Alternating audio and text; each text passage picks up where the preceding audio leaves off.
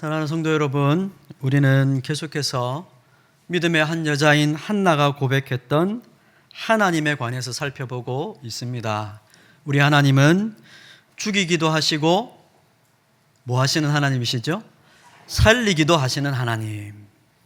교만한 자들은 죽이기도 하시는 하나님을 두려워해야 되고, 우리 인생의 절망 가운데 은혜가 필요한 사람은 살리기도 하시는 하나님을 우리 인생의 소망으로 삼아야 할 줄로 믿습니다. 역정케 하시는 하나님. 한나의 집안에서 한나와 그의 대적 분인나, 아들이 있고 없고의 차이죠. 한나와 그의 대적 분인나의 삶을 역전시키시는 하나님의 은혜를 우리가 보았습니다. 그 역사가 단순히 한 개인 가정에만 일어나는 일이 아니라 하나님의 교회에도 이 일은 벌어지고 있습니다.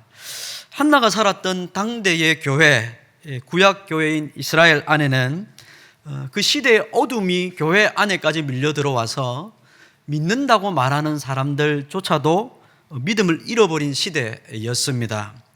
세상에 빛을 발해야 될 교회가 세상의 어둠에 잠식당해서 제사장을 중심으로 하나님의 백성들이 영적으로 타락했던 시기였습니다. 기도할 줄 모르고 하나님의 말씀을 들을 줄 모르고 그 말씀 앞에 마음이 살아 움직이지 않는 시대를 살아가고 있었던 것입니다. 여러분, 우리 시대는 어떻습니까? 우리가 부흥의 시대를, 한국 교회들이 부흥의 시대를 참 많이 자랑을 합니다만 그 시대와 우리 시대가 다릅니다. 그 시대와 우리 시대가 참 다르죠. 여러분, 어릴 때만 해도 그런 기억이 있으실 겁니다. 이웃교회에서 부흥회를 한다. 그러면은 온 그 지역의 모든 성도들이 함께 짐을 쌀짐어지고 그 교회로 몰려가서 사흘 밤낮을 하나님 말씀 들으려고 애를 쓰고 은혜를 삼아오며 통성으로 기도했던 기억이 있으실 겁니다. 지금은 여러분, 우리가 부흥회 한다 그러면요, 자기 교회에서 부흥회 한다고 해도 잘 안 옵니다. 그렇지 않습니까? 통영성민교회 여러분, 내일부터 3일 동안 부흥회 합니다. 제가 몇 명이 오실지 참 겁이 납니다. 요즘 목사님들이 부흥회를 하자 말을 잘 못합니다. 바빠서요. 정신이 없어서요. 다들 바쁩니다. 하나님 은혜 없어도 내가 열심히 살면 잘 살 수 있기 때문에 은혜를 찾는 길을 사람들이 잘 선택하지 않습니다. 이게 어둠이죠. 어둠입니다. 한나가 살았던 이 당대 교회는 이 어둠에 잠식당했죠. 가장 거룩해야 될 제사장이 타락을 했습니다. 그리고 그 제사장을 보고 따라가는 백성들조차 타락했지요. 하나님의 제사를 멸시하고 업신 여기기 시작했습니다. 예배가 우습고 하나님의 말씀 듣는 것이 어리석은 일이 되어버렸죠. 그러나 여러분, 하나님은 하나님의 나라와 교회를 그렇게 내버려 두시는 분이 아닙니다. 교회가 타락한다고 너희들 잘못했네, 그리고 하나님 버리시는 분이 아니시죠. 하나님은 하나님의 나라와 교회를 다시 한번 회복시키시고자 하나님의 사람을 준비시키십니다. 하나님의 백성들의 모임인 이스라엘이 그렇게 죄로 타락해 결국 심판을 받아 멸망하도록 버려두지 아니하시고 그 가운데에 하나님을 향한 신실한 믿음을 가진 사람들을 하나님은 남겨두시고 그들을 높이시는 겁니다. 이게 죽이기도 하시고 살리시기도 한다는 말씀의 뜻입니다. 타락한 세상, 타락한 교회 가운데 하나님이 믿음을 가지고 살아가는 한 사람을 높이셔서 그를 통해 일하시겠다고 말씀하시는 거죠. 그 사람이 이 사무엘상 서두에 나오는 사무엘입니다. 사무엘이죠. 신실한 어머니의 기도를 통해 낳은 아들 사무엘.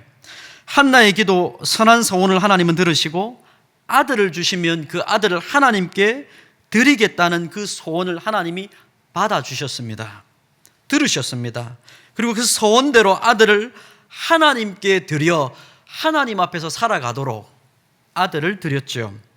엘리의 집안에서 당시의 대제사장이었던 엘리의 집안에서 엘리의 두 아들이 하나님을 예배하는 성소에서 범죄하는 바로 그 성소에서 하나님은 하나님의 사람을 키워가고 있었던 겁니다. 타락한 그 현장에서, 범죄의 현장에서 하나님은 신실한 믿음의 사람을 키워가는 겁니다. 이게 하나님의 역사입니다. 참 묘하죠. 타락한 교회 한복판의 한가운데서 어두컴컴한 한복판에서 하나님의 사람을, 등불을 밝힐 하나님의 사람을 키워가고 계신다는 것이 하나님의 역사입니다. 그리고 그 사람을 통하여 이제 하나님은 출애굽하실 겁니다. 여러분, 출애굽하니까 갑자기 이상하죠. 사무엘상에서 하나님은 하나님의 한 사람을 통하여서 하나님의 백성들을 부르시고 그들과 함께 새롭게 하나님 나라를 세우시는 곳으로 항상 옮겨가십니다. 애굽에서 한 사람인 모세를 부르시고 그를 통하여 백성들을 데리고 가나안 땅으로 갔던 것처럼 이제 사무엘을 통하여 그 당시에 성소가 있었던 실로라는 지역에서 성소가 있었거든요. 그 성소를 하나님 무너뜨리시고 다른 곳으로 옮겨가십니다. 그리고 사무엘과 그의 백성들이 함께 나갑니다. 부름받은 백성들이 함께 나가죠. 그리고 때가 되면 다시 새로운 성소를 짓습니다. 그게 사무엘 상하가 가지고 있는 결론입니다. 다윗이 아들을 낳고 그 솔로몬이 성전을 짓지요.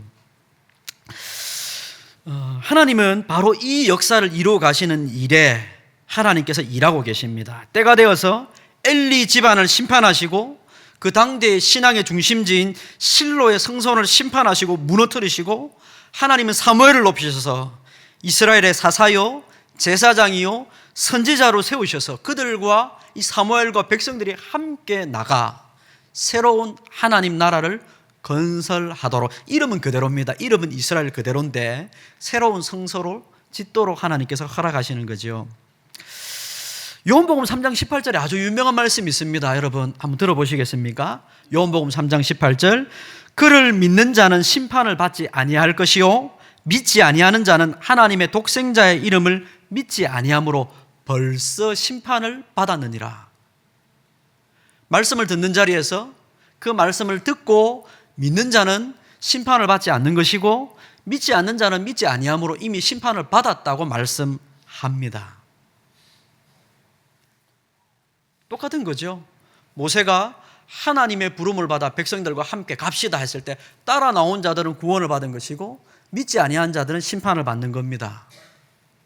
예수님께서 이 땅에 오셔서 복음을 전하실 때도 마찬가지죠. 나를 믿는 자는 영생을 얻는다는 말씀을 믿는 자는 구원을 얻은 것이고 믿지 않은 자는 믿지 아니함으로 이미 심판을 받은 것입니다. 구원과 심판이 갈림길에 서 있는 겁니다. 그게 하나님의 말씀이 선포되는 자리입니다. 하나님이 사무엘을 왜 세우셨습니까? 그 당시의 교회에 하나님의 말씀을 허락하심으로 말씀을 듣는 자, 듣지 않는 자를 가르시려고 딱 두 쪽으로 나누시려고 이 일을 행하시는 겁니다.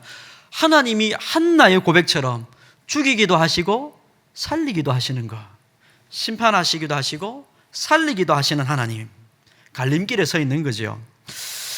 지금 역사의 현장에 갈림길에 서 있습니다. 엘리 집안도 그렇고 한나의 집안도 그렇고 그 당시에 이스라엘 백성들이 이 갈림길에 서 있습니다.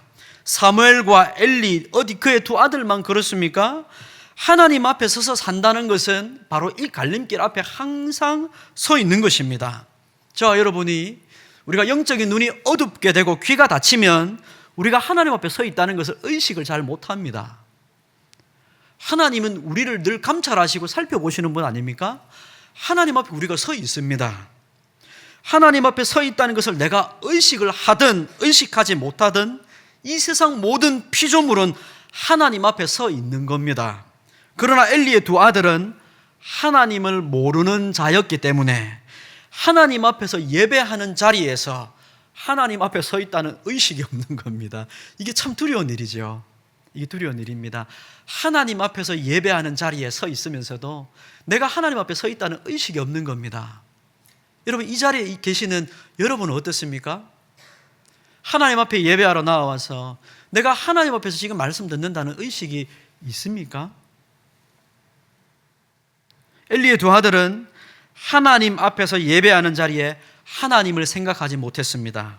자기 소견에 옳은 대로 죄를 저질렀죠. 그들은 코람되어 하나님 앞에서라는 이 신전 의식을 상실했습니다. 그들의 죄악은 그들을 점점 삼켜갔습니다.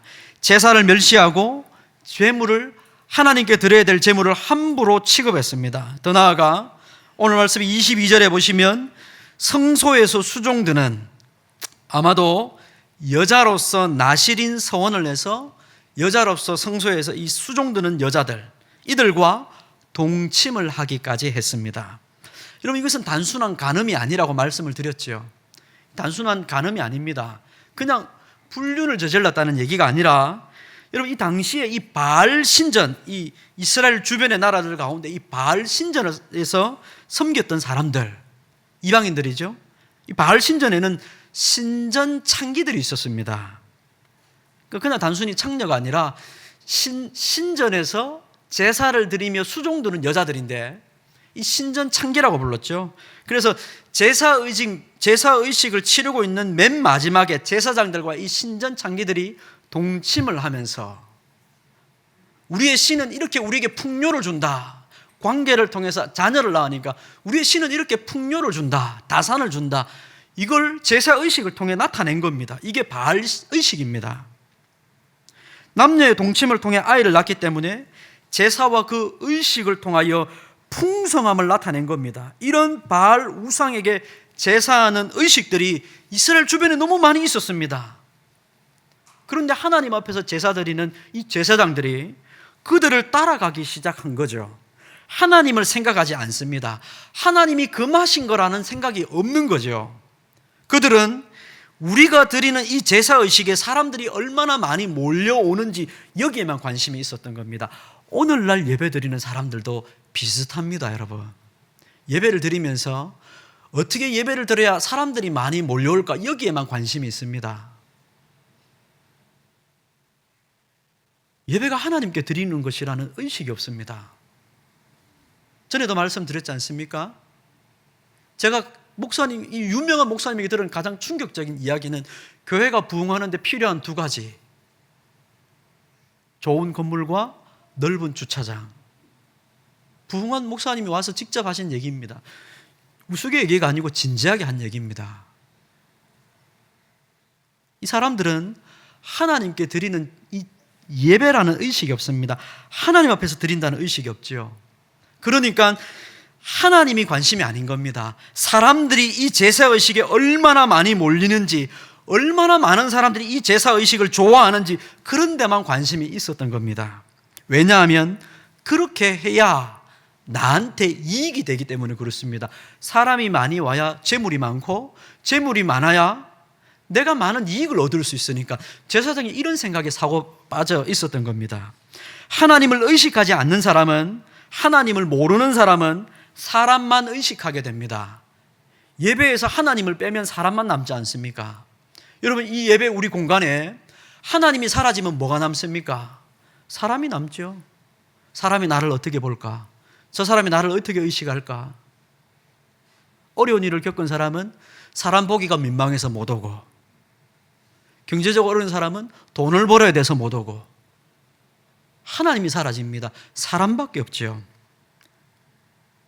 사람들이 무엇을 좋아하는지, 무엇을 원하고 있는지에 대해서 관심이 있습니다. 그래서 사람들이 주변에서 계속 보아왔던 이방 제사를 수입하는 겁니다.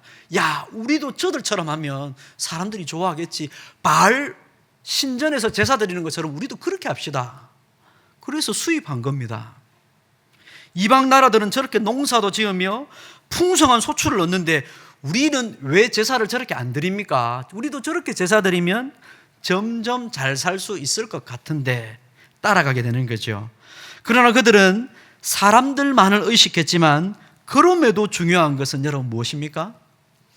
우리가 사람들만을 생각하고 의식한다 할지라도 하나님 앞에 서 있다는 사실이 사라지지 않는다는 겁니다. 내 눈에 하나님이 보이시지 않는다고 하나님이 나를 보시지 않는 게 아니라는 겁니다. 내가 하나님을 의식하지 않는다고 하나님이 우리를 지금 보고 계시지 않는다는 게 아니라는 거죠. 17절에서 그렇게 얘기하지 않습니까? 17절을 보십시오. 우리가 보진 않았습니다만 17절, 이 소년들의 죄가 여호와 앞에 심히 크다. 하나님 앞에서, 이들은 하나님 앞에서 예배하면서 하나님 앞에 서 있다는 의식이 없습니다. 그러나 하나님 앞에서 죄가 크죠. 하나님 앞에 서 있습니다. 전혀 달라지지 않죠.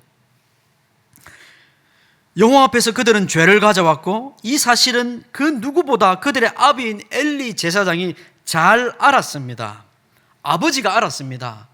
아버지가 알면 자녀에게 어떻게 해야 됩니까, 여러분? 자녀가 하나님 앞에서 이렇게 죄를 짓고 있으면 아버지는 어떻게 해야 되죠? 여러분이 한번 대답을 해보십시오. 어떻게 해야 됩니까? 아버지는 어떻게 해야 되죠?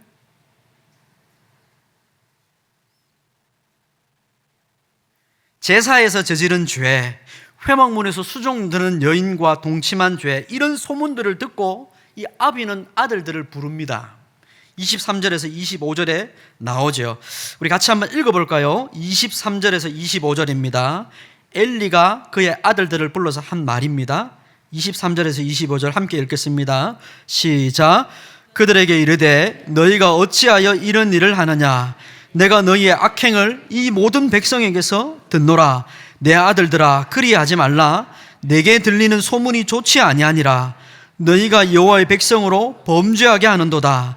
사람이 사람에게 범죄하면 하나님이 심판하시려니와 만일 사람이 여호와께 범죄하면 누가 그를 위하여 강구하겠느냐 하되 그들이 자기 아버지의 말을 듣지 아니하였으니 이는 여호와께서 그들을 죽이기로 뜻하셨음이더라. 아멘. 아들들을 불러 하나님을 모르는 이방의 습관을 누구보다 앞장서서 막아야 될, 제사에서 이방의 습관이 들어오면 앞장서서 막아야 되는 사람이 제사장들 아닙니까? 근데 이 사람들이, 제사장들이 하나님 앞에서 그런 죄악을 저지르니 당연히 제사하러 온 백성들을 범죄하게 만드는 거죠. 제사장의 죄는 백성들을 범죄하게 하는 겁니다. 이 죄는 참으로 큰데 25절의 말씀처럼 사람에게 범죄하면 하나님께서 중재하실 것인데, 이 심판한다는 말은 번역은 그렇게 심판이라 되어 있지만 중재한다는 말입니다. 사람에게 범죄하면 하나님께서 중재하실 것인데 사람이 그 죄를 용서받기 위해 드리는 그 제사에서 하나님을 멸시하면 어떻게 용서를 받겠습니까? 죄를 용서하기 위해 드려야 될 제사를 멸시하면 어떻게 용서를 받습니까? 여기서 이 심판한다고 번역되는 단어는 흔히 우리 성경에 나와 있는 그 심판한다는 단어를 쓰지 않고 중재한다, 개입한다, 기도한다 이런 뜻에서 쓰는 단어입니다. 이렇게 제사를 통해 죄를 용서하시고 깨끗하게 하셔서 다시 하나님과 화목하게 하시는 이 제사를 멸시하는 이들의 죄악이라는 것은 너무 큰 겁니다. 예수님을 멸시하는 죄죠. 그들은 제사를 통해 자신들을 용서하시며 깨끗하게 하시는 하나님을 몰랐습니다. 그러니까 아비의 말에 귀를 기울이지 않죠. 아버지의 말에 귀를 기울이지 않습니다. 하나님이 이들을 구원하시려 하였다면 그들에게 하나님을 알도록 하셨을 것이고 깨닫는 마음을 주셨을 것이고 그들의 죄에 아파하고 통회하는 마음을 주셨겠지만 하나님은 그들의 죄가 너무 커서 이제 심판하시기로 정하신 겁니다. 아비의 말에 귀를 기울이지 않도록 그들의 마음을 완고하게 하셨습니다. 그래서 그들은 아버지의 말을 듣지 않습니다. 그런데 여러분, 더 웃긴 것은 무엇입니까? 아버지인 엘리가 아들들이 자신의 말에 귀를 기울이지 않는 상황에서 더 이상 아무것도 하지 않는다는 겁니다. 여러분, 자녀를 훈계했는데 자녀가 말을 듣지 않으면 아버지는 어떻게 해야 됩니까? 자녀가 말을 듣지 않으면, 하나님을 온전히 섬기라는 말을 듣지 않으면 아버지는 자녀에게 어떻게 하는 것이 옳습니까? 듣지 않으니 어쩔 수 없다 하고 손을 내려놔야 됩니까? 어떻게 해야 되죠? 오늘 말씀 이후에 보면 엘리는 더 이상 자녀에게 대해서 다른 말을 하지 않습니다. 듣지 않았다는 거기에 대해서 완전히 포기를 해버리죠.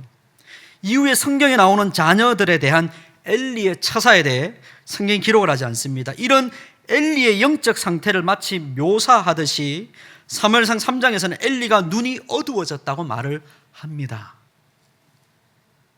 엘리의 영적 상태, 아버지의 영적 상태입니다. 눈이 어두워졌죠. 나중에 하나님이 엘리 집안의 심판을 선언하시는데 그 심판의 선언의 이유가 무엇인지 아십니까? 네 아들들이 너무 악한 놈들이라서 너희 집안을 심판한다, 그렇게 말씀하시지 않습니다. 엘리, 너가 너의 아들들을 나보다 더 사랑했기 때문에 너의 집안은 끊어질 것이라고 말씀합니다. 자녀들을 하나님보다 더 사랑했기 때문에 그렇게 얘기합니다. 바로 여기서 그들의 집안이 심판으로 떨어지는 갈림길에 서 있는 것입니다. 엘리의 집안은 바로 여기서 하나님보다 자신의 아들들을 더 사랑하고 귀한 것으로 여김으로 심판으로 굴러 떨어지게 됩니다. 엘리 집안의 심판의 이유를 하나님은 두 아들의 범죄라고 말하지 않습니다. 두 아들을 하나님보다 더 사랑한 그 아비의 죄악이라고 말씀합니다. 그러나 여러분, 사무엘의 어미인 한나를 보십시오. 한나는 그토록 바라고 소원했던 아들을 기도로 얻은 뒤에 하나님께 서원한 대로 두말 없이 드립니다. 하나님을 섬기는 자로 성소에 데리고 가 엘리 제사장에게 맡깁니다. 그리고 매년 제사를 드리러 실로에 올라올 때마다 아들을 보았을 겁니다. 제사 드리러 올라올 때마다, 매년 올라올 때마다 작년에 드렸던 아들, 재작년에 드렸던 아들 몇 년마다 보았지 않겠습니까? 그것이 18절, 19절에 나와 있습니다. 우리 함께 한번 읽어보겠습니다. 18절, 19절 읽겠습니다. 시작. 사무엘은 어렸을 때에 세마포 에봇을 입고 여호와 앞에서 섬겼더라. 그의 어머니가 매년 드리는 제사를 드리러 그의 남편과 함께 올라갈 때마다 작은 겉옷을 지어다가 그에게 주었더니 아멘. 사무엘이 입은 옷이 여기에 보면 등장을 하고 있습니다. 무슨 옷을 입었는지 등장을 하죠. 어렸을 때 성소에 맡겨진 이 드려진 아이인 사무엘은 세마포 에봇을 입고 여호와 앞에 섬겼다. 18절에 그렇게 얘기를 합니다. 세마포 에봇은 제사장들이 입는 옷입니다. 즉 사무엘이 제사장으로서 길러지고 있었고 하나님을 섬긴 아이로 자라가고 있었다는 것을 보여주고 있지요. 게다가 사무엘의 어머니인 한나는 매년 올라갈 때마다 19절에 보시면 작은 겉옷을 지어다가 사무엘에게 주었다고 말을 합니다. 어머니가 아들에게 이 겉옷 지어준 게 뭐 대단한 일이라서 성경에 기록되어 있을까 싶겠습니다만은 아무런 의미 없이 여기 기록되어 있는 것은 아닙니다. 여기 이 겉옷이라고 번역된 단어는 메일이라는 단어입니다. 우리 한글로 메일 말고요, 메일이라는 히브리어 단어인데요, 제사장이 입는 옷, 에봇을 입고 에봇 위에 걸치는 옷을 이 메일이라고 부릅니다. 제사장으로 부름받은 자기 아들을 위해 섬기고 봉사할 수 있도록 어머니가 매년마다 그 옷을 지어다가 드린 겁니다. 그러니까 한나는 자신의 아들을 하나님을 섬기는 사람으로 드렸을 뿐만 아니라 지속적으로 내 아들이 하나님을 섬기는 자라는 것을 의식하고 살았던 겁니다. 내 아들이 하나님을 섬기는 자고 하나님 앞에 살아야 되는 자고 하나님 앞에 드려진 아이라는 것을 매년마다 의식한 겁니다. 그리고 자녀에게 그 옷을 지어주며 사무엘, 너는 어떤 사람인지 너 스스로도 알아야 된다고 가르친 겁니다. 어떤 사람으로 자라가야 되는지 말하는 거죠. 매년마다 만날 때마다 그렇게 말하지 않았겠습니까? 너는 내가 이 옷을 너에게 왜 지어주는지 너는 알아야 된다. 우리 하나님은 어떤 분이신지를 너는 알아야 된다. 우리 하나님은 죽이기도 하시고 살리기도 하시는 하나님인데 그 하나님이 나에게 이런 은혜를 주셔서 너를 주셨고 그때 하나님께 드렸던 기도대로 내가 너를 하나님께 드렸다.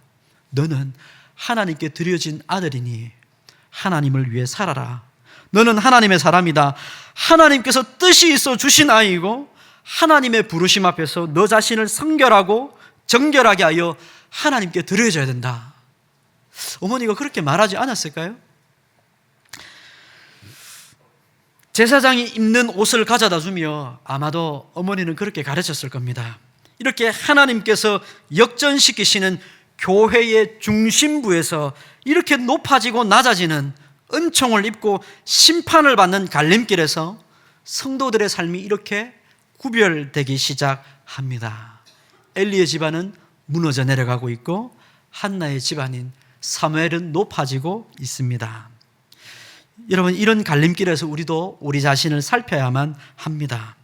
자신들도 하나님의 제사를 멸시하고 하나님을 모른 채 그들의 부모조차 영적으로 눈이 어두워져 잘못을 책하면서도 듣지 않는 아이들에게 아무것도 하지 않는 부모의 죄는 결국 온 집안이 하나님의 심판으로 떨어지는 길로 나아가게 만들었습니다. 그러나 반대로 하나님께 기도한 대로 자녀를 하나님의 사람으로 드릴 뿐만 아니라 지속적으로 이 아이가 하나님을 섬기는 일에 온 마음을 다하며 다하게 하도록 기도하며 그를 섬기는 것, 바로 여기에 하나님의 은혜가 임하는 것이죠. 26절에 나와 있는 대로 은총이 사무엘에게 주어졌다, 그렇게 얘기하지 않습니까? 아이 사무엘이 점점 자라매 여호와 사람들에게 은총을 더욱 받더라. 하나님이 그를 높여주고 계시는 거죠. 하나님은 이렇게 심판으로 엘리 집안의 뿔을 꺾으십니다. 그리고 반대로 하나님과 사람들에게 한나의 집안에 은총을 받도록 사무엘을 높여주십니다. 말씀을 맺겠습니다. 여러분, 우리가 의식하든 의식하지 못하든, 내가 깨어있든 자고 있든 졸고 있든 정신을 반짝 차리고 하나님의 말씀을 듣고 있든, 우리는 하나님 앞에 서 있습니다. 내가 눈 감고 하나님이 내 앞에 계시지 않다고 아무리 부정하고 발버둥 쳐도 하나님 앞에 서 있는 것은 변함없는 진리입니다. 코람데오의 정신을 잊지 마십시오. 하나님 앞에서 우리는 이 한 주도 그분이 나와 함께 계시며 나를 살피시고 계시다는 사실을 기억해야 됩니다. 하나님의 은혜에 나를 맡기며 주님을 신실하게 섬기는 삶으로 이 한 주도 살아가시기를 주님의 이름으로 축복합니다. 더 나아가 우리 육신의 가족 여러분 꼭 기억하시기 바랍니다. 여러분 육신의 자녀들, 또 육신의 부모들, 육신의 형제들, 우리에게 주신 말씀을 따라서 하나님 앞에서 여러분의 자녀들이, 여러분의 형제들이, 여러분의 가족들이 예수 그리스도를 알도록, 또 그분 안에서 함께 믿음 생활하며 살아갈 수 있도록 기도하시며 포기하지 않으시는 여러분이 되시기를 주님의 이름으로 축복합니다. 기도하겠습니다. 자비로우신 우리 하나님 아버지, 고맙습니다. 감사합니다. 우리 하나님이 살리시기도 하시는 하나님이신 것을 우리 마음에 품습니다. 우리 하나님이 우리를 높여주시기도 하시는 하나님이신 것을 우리의 마음에 품습니다. 아버지, 다만 우리의 마음이 겸비하여져서 우리 자신이 하나님 앞에 서 있는 것을 날마다 의식하며 그 하나님 앞에 우리의 마음과 우리의 인생을 맡기며 의지하며 하나님만을 소망으로 품고 하나님 말씀을 따라 믿음의 경주를 감당하는 우리가 되기를 원합니다. 아버지, 우리가 하나님의 말씀을 의지하며 하나님을 겸손하게 따를 때 주께서 우리를 어떻게 높여주실지, 우리가 하나님과 사람 앞에서 은총을 받으며 살아갈 수 있는 소망을 품고 살아갈 수 있도록 인도해 주옵소서. 우리 구주 예수 그리스도의 이름으로 기도합니다. 아멘.